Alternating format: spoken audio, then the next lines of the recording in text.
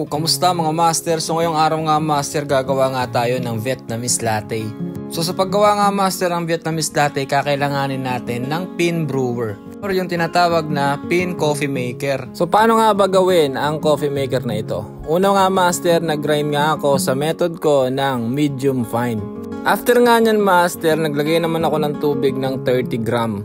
Then sa second pour ko nga master, naglagay uli ako ng 45 gram ng tubig master ha. Master, tatakpan nyo lang yan, then mag-aantay lang kayo ng 5 minutes hanggang matuyo master yung pinaka coffee bed ng pin natin. So, dahil nga medyo matagal nga ang process nya, sakto naman may mga orders ako kaya sinabay ko na. Sobrang astig master ng pin coffee maker na ito kasi kaya mong makagawa ng espresso kahit wala kang espresso machine. Dito talaga master ang traditional way paano nga ginagawa yung Vietnamese latte. O yan nga master yung coffee bed nya. Tuyo na siya master, it means okay na yan. Mura lang pala to master, nasa 103 lang to sa Shopee. So yan na nga master yung pinaka-espresso natin. At syempre lalagyan na natin yan master ng condensed milk. So 20 ml lang nga yung ilalagay ko dito no.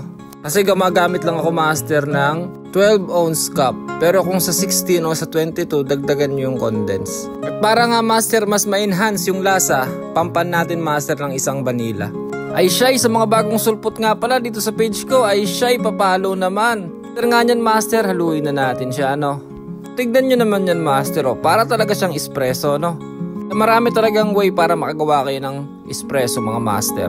Pero nga nyan master, prepare naman natin yung ating gatas. So maglalagay lang tayo dito master ng nasa 130 lang.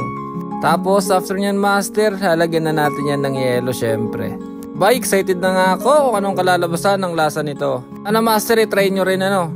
Pero yung beans natin, 88 Coffee Roastery, ayun master, may mekos-mekos na natin yung mga flavor.